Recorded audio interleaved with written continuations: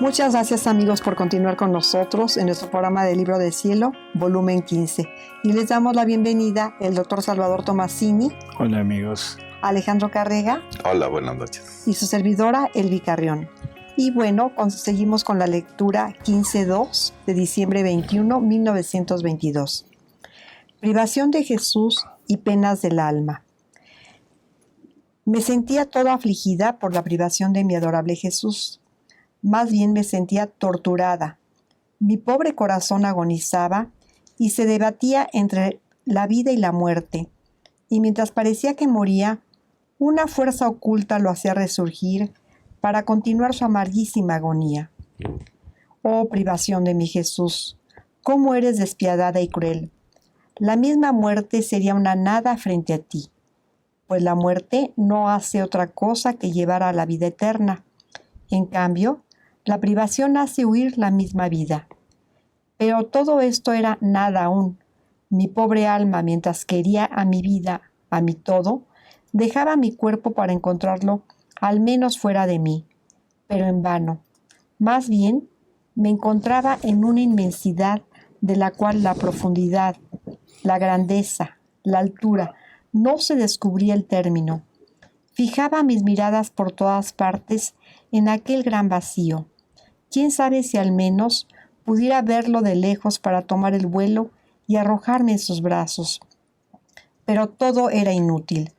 Temía precipitarme en aquel gran vacío. Y sin Jesús, ¿a dónde habría ido? ¿Qué habría sido de mí? Temblaba, gritaba, lloraba, pero sin encontrar piedad. Habría querido regresar a mi cuerpo, pero una fuerza oculta me lo impedía. Mi estado era horrible, porque el alma, encontrándose fuera de mí misma, se precipitó hacia su Dios como hacia su centro, más veloz que una piedra cuando se desprende desde lo alto y cae hacia el centro de la tierra. No es de la naturaleza de la piedra quedarse suspendida y busca la tierra como apoyo y reposo. Así, no es naturaleza del alma salir de sí misma y no precipitarse en el centro del cual salió. Esta pena da tal espanto, temor, dolor, que podría llamarla pena de infierno. Pobres almas sin Dios, ¿cómo hacen? ¿Qué pena será para ellas la pérdida de Dios? Ah, Jesús mío, no permitas que ninguno te pierda. Ahora, estando en este estado tan doloroso, me he encontrado en mí misma, y mi dulce Jesús, extendiendo un brazo, me ha rodeado el cuello. Luego ha hecho ver que tenía en sus brazos una pequeña niña, pero de una pequeñez extrema. La niña agonizaba, y mientras parecía que moría, Jesús ahora le daba su aliento, ahora le daba un pequeño sorbo, ahora se le estrechaba su corazón. Y la pobre pequeñita volvía de nuevo a la agonía, pero ni moría ni salía de su estado agonizante. Jesús era todo atención. La vigilaba, la asistía, la sostenía. No perdía ningún movimiento de esta niña agonizante. Yo sentía como repercutir en el fondo de mi corazón todas las penas de aquella pobre pequeña. Y Jesús, mirándome, me ha dicho: Hija mía, esta pequeña niña es tu alma. Mira cuánto te amo, con cuántos cuidados que asisto, te mantengo en vida con los sorbos de mi voluntad. Mi querer te empequeñece, te hace morir y resurgir, pero no temas, porque jamás te dejaré. Mis brazos te tendrán siempre estrechada a mi seno. Yo pienso que es una experiencia muy, muy difícil de Luisa, pero al mismo tiempo como que nos aclara muchas cosas, ¿no? O sea, el alma fue creada por Dios, para Dios, y como dice, como una piedra no es de su naturaleza el quedarse suspendida en el aire, sino ir a su centro, que es la tierra, por la gravedad. Así el alma, o sea, el alma tiende hacia Dios naturalmente, porque fue creada por Dios. Cuando esto no sucede, es cuando el alma se ha desnaturalizado totalmente, o sea, ya no tiene la esencia con la cual fue creada. Y entonces queda prácticamente como esa piedra, pero suspendida. Una piedra suspendida en el aire, ¿qué sería? No tendría no tendría un sustento, no tendría nada, y estaría viendo su centro, pero sin poder alcanzarlo. O sea, y sin poder actuar porque su actuación de ella estaría posada en el piso. Así que esta es como la pena de infierno que dice Luisa, que es el alma tendiendo hacia Dios, pero sin Dios ya no va. Pero se queda suspendida en la nada, vamos a decirlo así. Bueno, no en la nada, no sé, en el espacio, pero sin poder disfrutar de ninguno de los bienes que tiene Dios, que es el centro de ella. Por lo tanto, se priva de todos los bienes que Dios contiene. Debió haber sido terrible para ella esa pena, y esa es la misma pena de las almas del purgatorio, ¿no? O sea, el alma del purgatorio ya tuvo la visión de Jesús en el momento de su muerte, lo que llamamos su juicio personal, pero esa belleza, todo lo que Dios es, al verlo, tiende hacia Él, pero ella misma, esa misma alma, sabe que no puede estar en Él por lo manchada que está y por la cantidad de ausencias de amor que tiene, o sea, no tiene la misma naturaleza. Entonces, ese es el purgatorio de esa alma, ese es el fuego de esa alma, ese amor que siente por unirse a su Jesús, pero no poderlo alcanzar por sí misma, ¿no? Entonces, en la medida que va purificando, es en la medida en que aquellas nubes, aquella tiniebla que tiene alrededor, empieza a dispersarse y empieza a entrever nuevamente a esa luz de la divinidad, y eso aumenta el ardor y aumenta el amor y el ansia por querer llegar, y eso hace que acelere su purificación. Así que Luisa prácticamente vive esas penas, pena de infierno, pena de purgatorio. Y bueno, pues eso simplemente es una de tantas cosas que tuvo que padecer Luisa, ¿no? Que yo creo que sí la hacían sufrir muchísimo, ¿no? Claro. O sea, para ella, acostumbrada a la presencia de Jesús, acostumbrada a estar ya viviendo en esta divina voluntad, y de repente verse privada de Él, debe haber sido terrible, ¿no? Si para el alma, cuando vienen esos momentos de aridez, de sequedad, en que Jesús dice que es cuando Él llega y es el momento de la cosecha, que recoge todo lo que ha fructificado en aquella alma y deja el terreno del alma vacío. Entonces el alma se siente prácticamente sin la presencia, y no hay nada que la una a aquel Dios hasta que Él llega, vuelve a sembrar y empieza de nuevo a crecer aquello que se plantó. Pero mientras, depende mucho de la unión que uno tenga con Jesús, lo que uno va a sentir, ¿no? Sí, yo creo que de ahí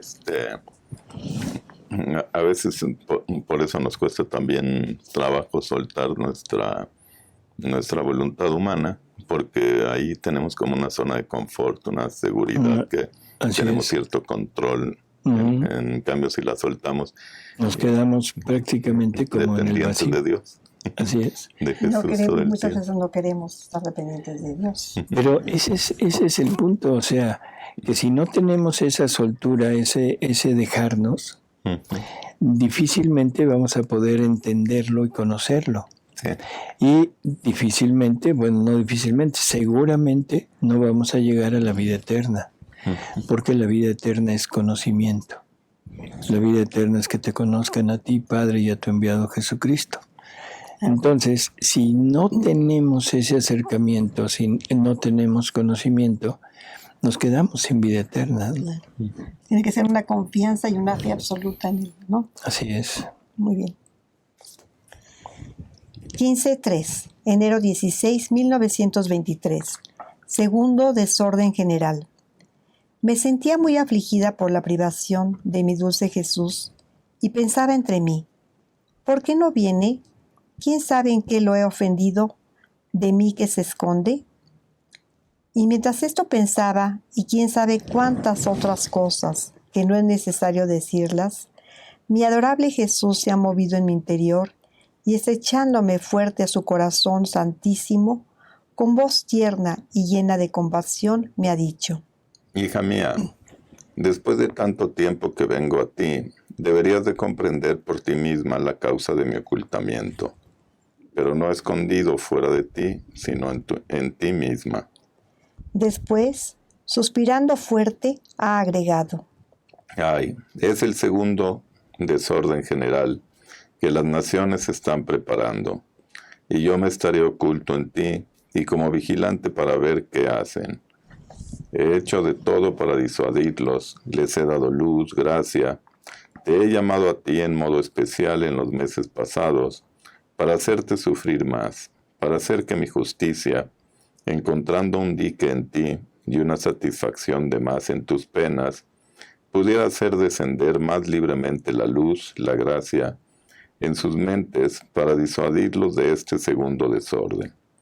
Pero todo ha sido en vano, y por cuanta más unión hacían, tanto más fomentaban las discordias, los odios, las injusticias, tanto que obligan a los oprimidos a tomar las armas para defenderse.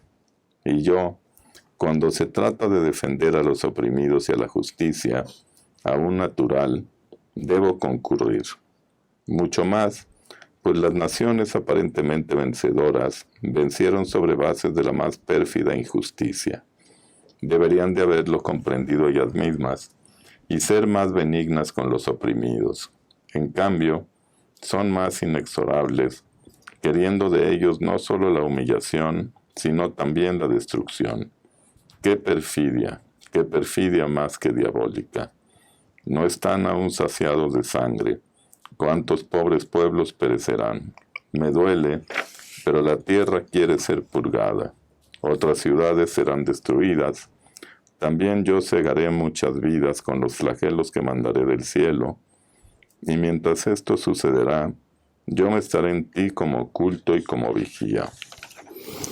Yo pienso que esto ahorita lo que hemos visto es también una forma general. Primero, entender que la ausencia de Jesús sensible en Luisa, o sea, es una ausencia para evitar que Luisa pueda disuadirlo de los castigos, ¿no?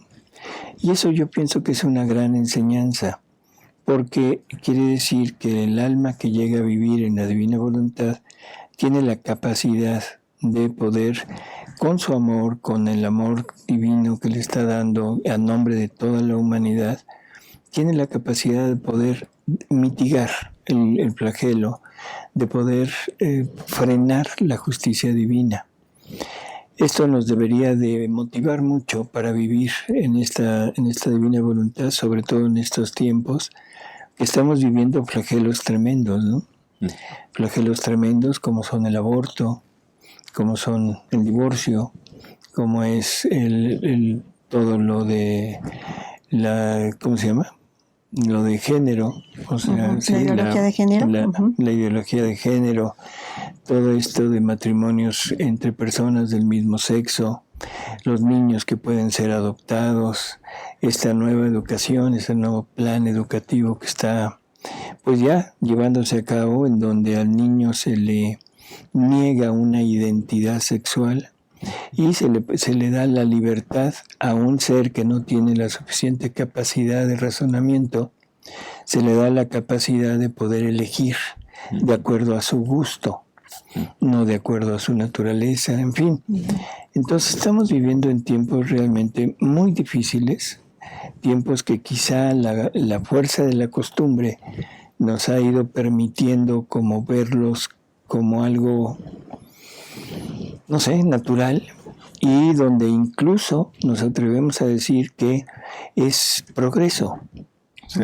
Y nos atrevemos a sugerir que la Iglesia, con estos tabús que ha puesto, tabús según ellos, debería de modernizarse.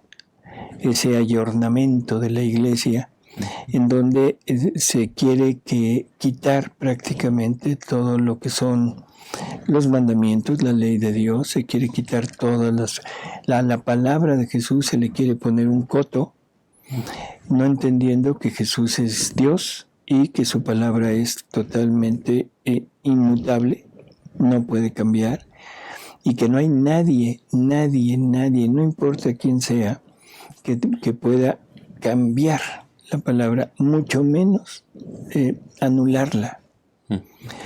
Entonces, bueno, ahorita si no fuera una sola persona como Luisa, que hubiera podido quizá detener este segundo castigo de Dios, este segundo, ¿cómo le llaman? Trastorno general. Trastorno general, que se está refiriendo a la Segunda Guerra Mundial, o sea, prácticamente.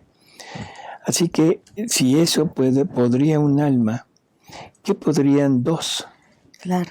O 5, o quizás 100 que hay en el mundo, o 1000, quién sabe cuántas, que se pudieran realmente poner a vivir esto y disuadir un poco a la justicia divina. Y si no, quitar el castigo, cuando menos y mitigarlo, ¿no? Así que por un lado tendríamos esta como tarea a realizar, si es que realmente estamos tratando de vivir en la divina voluntad con los mismos sentimientos, con las mismas actitudes de Jesús. Claro. Y Jesús lo que quisiera es que todos se convirtieran. Él no viene a castigar, Él no viene a convertir, pero nosotros somos tan necios, tan reacios, que es increíble lo que está pasando, ¿no? Y por otro lado, el anuncio de la Segunda Guerra Mundial, o sea, podríamos ponerlo como casi una profecía. Ese segundo trastorno, en que va a ser peor que el primero. Él acababa de terminar la Primera Guerra Mundial y ahora anuncia, y con bastantes años de antelación, anuncia este segundo enfrentamiento. Pues tenemos esa gran responsabilidad, ¿no, doctor? Así es, yo creo que así es, y deberíamos de tratar de realmente primero entender qué es vivir en la divina voluntad, que entenderlo es el unificarnos en la voluntad de Dios, como nos dice su Santidad Benedicto XVI, adoptar como nuestra la voluntad divina. Y en ese momento el hombre se vuelve divino y el hombre piensa lo que piensa Dios, quiere lo que quiere Dios. Por lo tanto, ¿qué es lo que Dios quiere? Quiere unidad. No quiere separación. Quiere un sumo acuerdo. Quiere que su ley y que sus enseñanzas se difundan, pero que se difundan en todo mundo y que todo mundo sea acorde, que todos seamos de Cristo.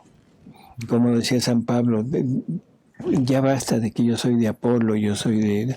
No, todos somos de Cristo y deberíamos de seguir a Cristo. Que esa sería nuestra meta, nuestra finalidad total, pero el hombre es algo diferente. Sí. Es una tristeza que esas cosas se den, ¿verdad? Así es. Divisiones. No debe de ser. Y me parecía que más se escondía en mí. Yo me sentía inmersa en un mar de amargura por ese hablar de Jesús. Después me he sentido rodeada de personas que rezaban y mi mamá celestial, extendiendo su mano en mi interior, tomaba un brazo de Jesús y lo jalaba fuera y le decía: Hijo mío, ven en medio de los pueblos. ¿No ves en qué mar de tempestades están por arrojarse y que les costará un mar de sangre? Pero por cuanto lo jalaba, Jesús no ha querido salir. Entonces, volteándose hacia mí, me ha dicho: pídele mucho que las cosas sean más benignas. Yo me he puesto a pedírselo, y él ahora ponía su oído en el mío y me hacía oír los movimientos de los pueblos, los rumores de las armas. Ahora me hacía ver varias razas de pueblos unidos juntos. ¿Quién preparado a desencadenar guerras? ¿Y quién se estaba preparando? Por eso, estrechándome fuerte a mi Jesús, le he dicho: aplácate, amor mío, ¿no ves cuánta confusión de pueblos, cuántos desórdenes? Si esto es en los preparativos, ¿qué será en la guerra? Y Jesús: Ay, hija mía, son ellos mismos que lo quieren. La perfidia del hombre quiere llegar a los excesos, y uno quiere lanzar al otro al abismo, pero la unión de diversas razas servirá después para mi gloria. Pues aquí está, nuestra Madre Santísima estaba interviniendo con Luisa, ¿verdad? Así es. Para O sea, aplacarla. es el papel de la Virgen. Ujú. La Virgen es esta misión de interceder por todos nosotros, porque todos somos sus hijos, y de tratar de, primero, convencernos a nosotros de cambiar, y segundo, tratar de convencer a su Hijo, a Jesús, de aceptar este cambio y que sea benigno con nosotros, que sea misericordioso con nosotros, ¿no? Tenía que ser nuestra Madre Santísima. Así es. Pero también, desafortunadamente, no le hacemos caso, que esa es otra de las cosas. Sí. O sea, nos llama mucho la atención, somos muy fervorosos hacia ella, pero cuando ella nos pide un cambio, generalmente lo que decimos es: no, yo sigo siendo lo mismo, yo te sigo amando, te sigo, no sé, haciendo tu fiesta, vengo a hacer alguna visita o una peregrinación, pero no hay esa entrega total que es lo que ella quisiera. Claro. Pues bueno, seguimos con la siguiente, doctor, que es la 15-4 de enero 24 de 1923. La Santísima Trinidad reflejada en la tierra. Los actos triples. ¿Cómo estaba reservado el abrir las puertas del eterno querer a Luisa? Todos estos días los he pasado en un mar de amargura, porque frecuentemente el bendito Jesús me priva de su amable presencia, y si se hace ver, lo veo en mi interior inmerso en un mar cuyas olas se elevan por encima de él, en acto de sumergirlo. Y Jesús, para no quedar sumergido y ahogado, mueve su brazo y rechaza la ola. Y con mirada piadosa me mira, me pide ayuda y me dice: Hija mía, mira cómo las culpas son tantas que me quieren sumergir. ¿No ves las olas que me mandan, que si no agitara mi brazo quedaría ahogado? Qué tiempos tan tristes, que traerán tristes consecuencias. Y mientras esto dice, se esconde más en mi interior. Qué pena ver a Jesús en este estado.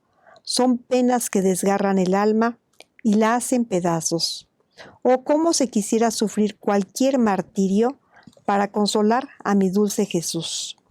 Después, esta mañana, me parecía que mi amable Jesús no podía más, y haciendo uso de su potencia, ha salido de ese mar lleno de todas esas armas listas para herir y también para matar.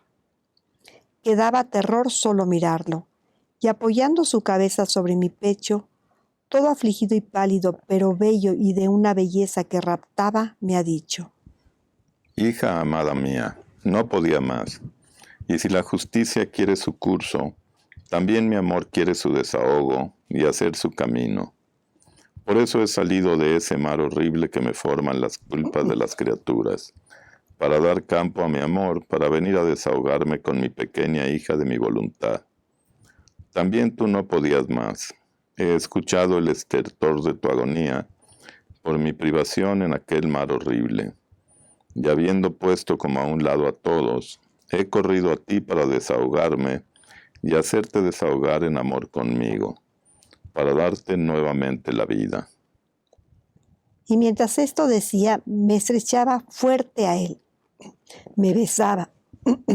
Me ponía su mano en la garganta para aliviarme de la pena que él mismo me había dado, porque días atrás, habiéndome jalado fuerte los nervios de la parte del corazón que corresponden a la garganta, quedé como asfixiada. Mi Jesús era todo amor y quería que yo le devolviera los besos, las caricias, los abrazos que él me daba. Después de esto he comprendido que quería que yo entrara en el mar inmenso de su voluntad para ser aliviado del mar de las culpas de las criaturas. Y yo, estrechándome más fuerte a él, he dicho: Mi amado bien, junto contigo quiero seguir todos los actos que hizo tu humanidad en la voluntad divina. A donde llegaste tú, quiero llegar también yo, para hacer que en todos tus actos encuentres también el mío. Entonces, así como tu inteligencia en la voluntad suprema recorrió todas las inteligencias de las criaturas para dar al Padre Celestial la gloria, el honor, la reparación por cada uno de los pensamientos de criatura en modo divino, y sellar con la luz, con la gracia de tu voluntad, cada pensamiento de ellas, así también yo quiero recorrer cada uno de los pensamientos, desde el primero hasta el último que tendrá vida en las mentes humanas, para repetir lo que está hecho por ti. Es más, quiero unirme con los pensamientos de nuestra celestial mamá, que nunca quedó atrás, sino que siempre corrió junto contigo, y con los pensamientos que han hecho tus santos. A estas últimas palabras, Jesús me ha mirado y todo ternura me ha dicho: ¿qué es lo que está haciendo Luisa? O sea, ¿qué es lo que Luisa está queriendo llevar a cabo? Pues que está haciendo todo lo mismo que Jesús. Se está uniendo a Jesús. Se está uniendo a Jesús. Uh-huh. Está queriendo de alguna manera repetir todo lo que Jesús hacía para duplicar, porque si hace lo que Jesús hizo, está duplicando todos los méritos y todo lo que Jesús logró, lo está duplicando ante la divinidad. Y eso podría mitigar mucho todo lo que Jesús quiere hacer. Así que en realidad yo creo que toda esta lectura va encaminada hacia allá, o sea, la justicia divina que está queriendo descargarse, y la víctima humana, que antes de Luisa eran víctimas, o sea, no sé cómo decir, tradicional, que sufrían la pasión de Jesús externa, que sufrían la coronación de espinas, la flagelación, el traspasar sus manos, sus pies, incluso algunas hasta la lanza, ¿no? Pero era la parte externa. Ahora Luisa está viviendo esa pasión de Jesús, pero en el interior, y teniendo la misma voluntad que tiene Jesús. Prácticamente todos los actos de Jesús se están poniendo en ella y ella lo está llevando a cabo a través de sus actos normales, o sea, en su vivir normal. Y la criatura, ahora nosotros que queremos recibir esto, pues es en nuestra vida normal, o sea, con la intención de estar viviendo en esta divina voluntad. Es como todo lo que Jesús hizo se está poniendo en el alma para darle todo el valor, todos los efectos que Jesús consiguió en su tiempo y estarlos duplicando. Hija mía, en mi voluntad eterna encontrarás todos mis actos, así como también todos los de mi mamá, que envolvían todos los actos de las criaturas, desde la primera hasta la última, que deberá existir como dentro de un manto. Y este manto como formado en dos partes. Una se elevaba al cielo para dar a mi Padre, con una voluntad divina, todo lo que las criaturas le debían: amor, gloria, reparación y satisfacción. La otra parte quedaba para defensa y ayuda de las criaturas. Ningún otro ha entrado en mi voluntad divina para hacer todo lo que hizo mi humanidad. Mis santos han hecho mi voluntad, pero no han entrado dentro para hacer todo lo que hace mi voluntad y tomar como de un solo golpe todos los actos, del primero hasta el último hombre, y volverse actor espectador y divinizador. Con hacer mi voluntad no se llega a hacer todo lo que mi eterno querer contiene, sino que desciende en la criatura limitado, por cuanto la criatura puede contener. Solo quien entra adentro se ensancha, se difunde como luz solar en los eternos vuelos de mi querer, y encontrando mis actos y los de mi mamá, pone en ellos el suyo. Miren mi voluntad. ¿Hay acaso otros actos de criatura multiplicados en los míos, que lleguen hasta el último acto que debe cumplirse sobre esta tierra? Mira bien, no encontrarás ninguno. Esto significa que ninguno ha entrado.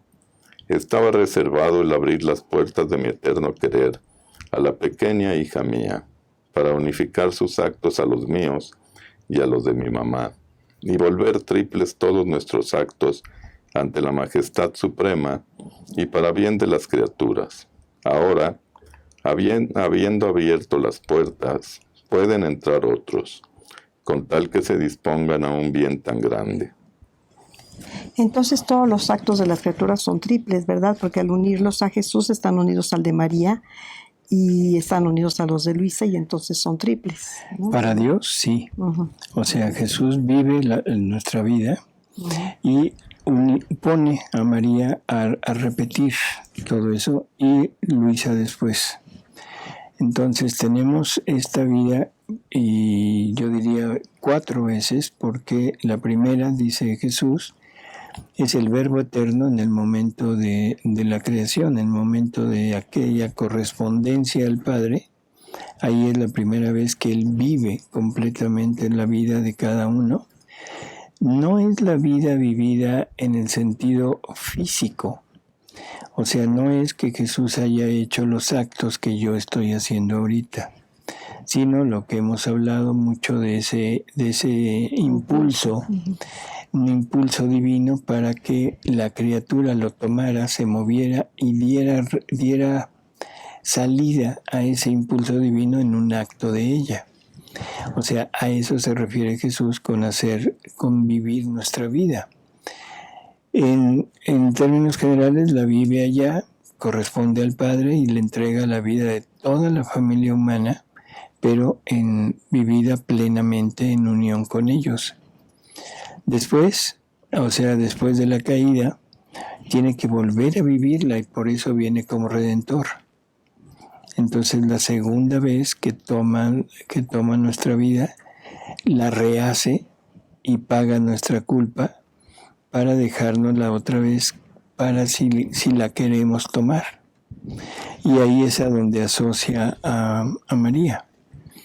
Pero un tiempo después, ahora, que es ya cuando Dios ha decidido establecer el reino, ese triunfo de los corazones inmaculados de Jesús y María, que es ahora, tiene que tratar con una criatura ese reino. Y esa criatura es Luisa. Ahora, cuando Luisa recibe todo lo que Dios quiere dar a toda la familia humana, y ella lo vive, es fiel hasta el final y le paga en amor, en agradecimiento, entonces se decide que ya sea para todos. Por lo tanto, tenemos nuestra vida de cada uno de nosotros que ha sido vivida prácticamente 4 veces.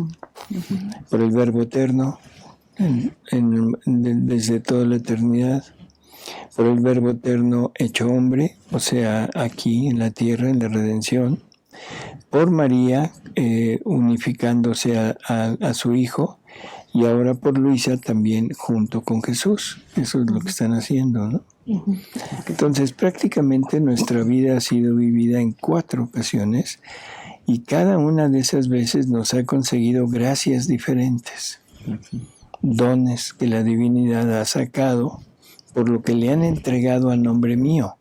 Yo no estaba, pero a nombre mío le entregaron el amor, la gloria, todo lo que yo debería de haberle dado. Entonces la divinidad corresponde con actos, con dones, con gracias, y eso está a la espera de que yo decida aceptarlo o no. ¿Sí? Es fabuloso. Otra cosa, doctor, en muchos, cuando Luisa se funda en Jesús o cuando Él nos pide que nos fundamos en Él como que se hace mucho hincapié en los pensamientos de la criatura, más que en otra cosa. Bueno, es que el pensamiento es como el generador de las acciones. Sabemos que lo primero que sucede es una intención, y esa intención se genera en un pensamiento. Entonces, esa intención es el alma de la acción, ¿sí? Entonces, es lo que mueve a la acción. Por lo tanto, o sea, la parte espiritual nuestra es la más importante. El cuerpo, hemos hablado en muchas ocasiones que no. El cuerpo es un instrumento del alma. El cuerpo, si lo pusiéramos en el punto del pecado, el cuerpo no peca, porque el cuerpo es un instrumento. La que peca es el alma que usa el cuerpo para pecar. Igual que cuando hay un asesinato, no se culpa o se le juzga a la pistola. Se le juzga a la persona que usó la pistola. La pistola actuó perfecto. O sea, si lo vemos así, el disparo fue perfecto, detonó aquel proyectil, lo lanzó en la dirección exacta, dio en el blanco y cumplió su cometido, que era privar de la vida al sujeto. Así que la pistola cumplió plenamente su creación, toda la finalidad de su creación. El culpable es el que usó esa arma para algo que no debería de haberla usado. Entonces, he continuado junto con Jesús, girando en su voluntad para hacer lo que estaba hecho por Él. Luego hemos mirado juntos la tierra, cuántas cosas horribles se veían, y cómo siguen los preparativos de guerra que hacen estremecerse, y toda temblando me he encontrado en mí misma. Poco después, ha regresado y ha seguido hablando de su santísima voluntad, diciéndome: Hija mía, mi voluntad en el cielo contenía al Padre, al Hijo y al Espíritu Santo. Una era la voluntad de las tres divinas personas, mientras eran distintas entre ellas, pero la voluntad era una. Y esta, siendo la única que obraba en nosotros, formaba toda nuestra felicidad, nuestra igualdad de amor, de potencia, de belleza, etc. Si en vez de una voluntad fueran tres voluntades, no podríamos ser felices, mucho menos volver felices a los demás. Habríamos sido desiguales en la potencia, en la sabiduría, en la santidad, etc. Así que nuestra única voluntad, obrante en nosotros, es todo nuestro bien, del cual brotan tantos mares de felicidad que ninguno puede penetrar hasta el fondo. Ahora, nuestra voluntad, viendo el gran bien del obrar sola en tres personas distintas, quiere obrar sola en tres personas distintas en la tierra, y estas son la madre, el hijo, la esposa. De estas quiere hacer brotar otros mares de felicidad que llevarán bienes inmensos a todos los viadores. Y yo, toda maravillada, he dicho: amor mío, ¿quién será esta madre afortunada, este hijo y esta esposa, que reflejarán a la Trinidad sobre la tierra, y que tu voluntad será una en ellas? Y Jesús. Bueno, creo que podríamos como adelantarnos un poquito a la respuesta, ¿no? Lo que es realmente llamativo es que el querer repetir esa Trinidad en el cielo, querer repetirla aquí en la tierra, ¿no? Estamos hablando de que la figura del Padre estaría representada por María, porque María, al ser dotada con la fecundidad divina, en ese momento la paternidad divina se convierte en maternidad divina en ella. Así que de alguna manera estaríamos hablando de la, ¿cómo diríamos? Igualdad, ¿sí? Si se puede hablar así, de María con el Padre en el cielo, en María en la tierra. Sería la imagen y semejanza, más o menos. Pues sí, pero hablando de la Trinidad, bueno, sería la imagen y semejanza de la Trinidad. El Hijo sigue siendo el mismo, porque el Hijo en el cielo es el Verbo eterno, o sea, la segunda persona de la Trinidad. El Hijo en la tierra sería el Verbo eterno, pero vuelto carne, que sería Jesús. Así que también, o sea, ahí no hay problema. Y lo único, podríamos decir, nuevo, es este agregado de la esposa, que es Luisa. Porque Luisa se pone como esa tercera semejanza, pero a final de cuentas yo creo que ya adivinamos quién era, ¿no? Claro. Vamos a ver qué nos dice Jesús. Y Jesús, ¿cómo? ¿No lo has comprendido? Dos están ya en su puesto de honor, mi mamá divina y yo, Verbo eterno, Hijo del Padre Celestial e Hijo de la Madre Celestial. Con encarnarme en el seno de ella fui su propio hijo. La esposa es la pequeña hija de mi querer. Yo estoy en medio, mi mamá a la derecha y la esposa a la izquierda. Conforme mi voluntad obra en mí, hace el eco a la derecha y a la izquierda, y forma una sola voluntad. Por eso he vertido tantas gracias en ti. He abierto las puertas de mi querer, te he revelado los secretos, los prodigios que él contiene, para abrir tantos caminos, para hacerte llegar el eco de mi querer, a fin de que perdiendo el tuyo, pudieras vivir con mi sola voluntad. ¿No estás contenta? Y yo, gracias, oh Jesús, y haz, te ruego, que siga tu querer. Bueno, pues ya, como que lo habíamos adelantado. Exacto. Nos adelantamos a esto. Pues con esta lectura tan hermosa y tan demostrativa, pues se nos termina el tiempo, así que amigos, muchísimas gracias. Gracias a Elvi, doctor. Gracias a Alejandro. Gracias, Alex. Gracias. Y pues a continuar leyendo los libros de cielo y pedir porque este reino se extienda. Muchas gracias, amigos. Nos vemos pronto.